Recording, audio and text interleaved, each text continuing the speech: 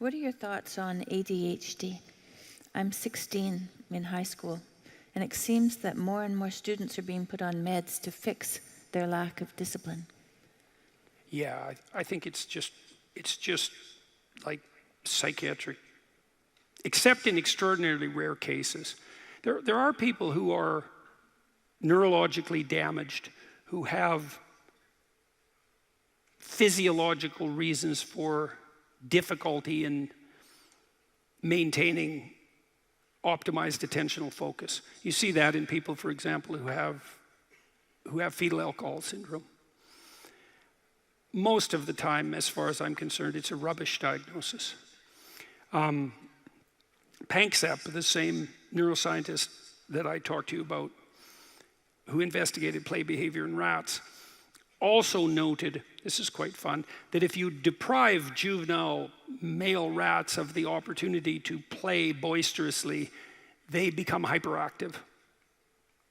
And also, if you deprive them of the opportunity to play optimally, their prefrontal cortices do not mature well. And the prefrontal cortex matures late, and it constitutes, in some sense, the pinnacle of neurological development, and it needs to develop in the course of intense play. And then he noticed that if you administered hyperactive play-deprived rats amphetamine, Ritalin, that it would inhibit their frenetic playing. And that's pretty much what's happening in schools. So the schools are not well adapted to boys.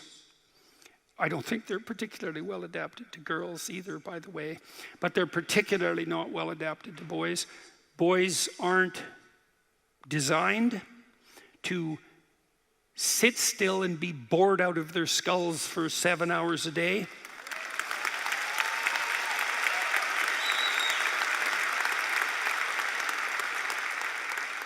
And there are boys with particular temperaments who are even less inclined to be able to do that.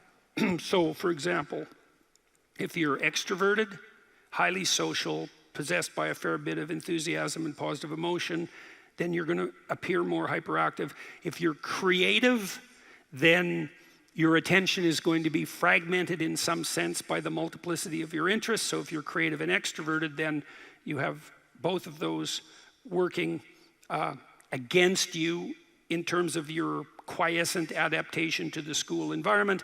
If you're disagreeable, which is also more likely if you're male, then you're quite likely to push back against what you see as stupid, arbitrary rules. And so we know perfectly well, for example, that attention deficit disorder overlaps with childhood conduct disorder and antisocial behavior. And I'm not saying that all children diagnosed with hyperactivity are conduct disordered. I'm saying that more aggressive boys tend to manifest symptoms that sometimes tilt them towards juvenile criminality and sometimes tilt them towards attention deficit disorder and hyperactivity. But it's partly their somewhat rebellious temperament. And so if you're disagreeable and extroverted and creative, then why wouldn't you be hyperactive? And then you might say, so when amphetamines were first used to treat hyperactivity, the hypothesis was the following. Kids who are hyperactive or attention deficit disordered are of a different neurological type. Now, as I said, in rare circumstances, that's true.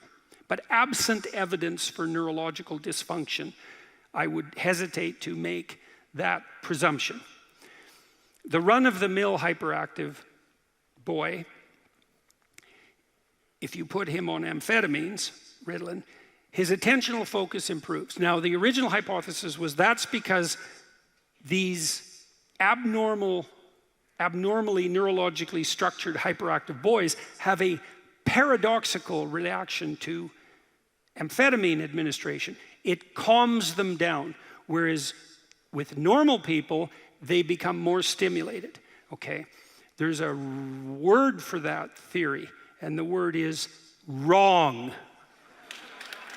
Okay, so more intelligent and differentiated analysis has indicated that if you give any child amphetamines, the grip of what they're attending to is stronger. So all children are calmed down by stimulants perversely, because the psychomotor stimulant, which is a dopamine agonist, which activates the focal exploratory system, does increase the capacity for focal attention. But it does that with all children. And so a positive reaction to amphetamine in relationship to attentional focus is no indication whatsoever, even in the most minute manner, that the diagnosis was correct. And so I don't buy it, except in these rare cases, is that we use amphetamines to conveniently modify the behavior of bored boys, because we're too stupid to construct our education systems in a manner that doesn't drive them mad.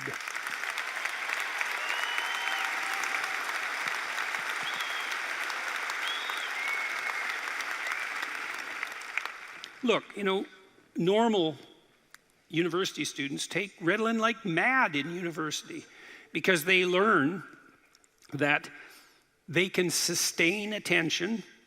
Whether that's productive or not in the long run is a whole different issue, but they can sustain attention with less effort if they use amphetamines. Now, that's a degenerating game, fundamentally, like most drug use.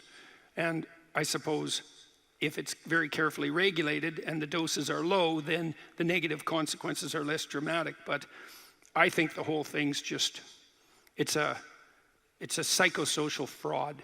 It's a, what do they call that? When a system produces there's a name for a disease that's created by doctors. I can't remember it. What's the word? Iatrogenic? Iatrogenic? Yeah, that's right. Yeah, hyperactivity is an iatrogenic disease created by schools. Yeah, that's the case. So boys should play more, way more than they do, way more. They should play to the point of exhaustion in some sense every day. Really, really. They'll quit when they've had enough.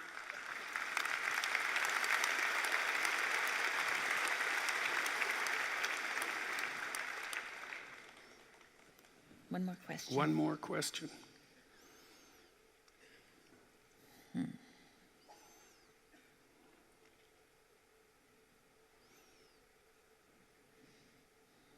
I bet your hyperactive son has no trouble paying attention when he's playing video games. Well, that's worth thinking about, isn't it?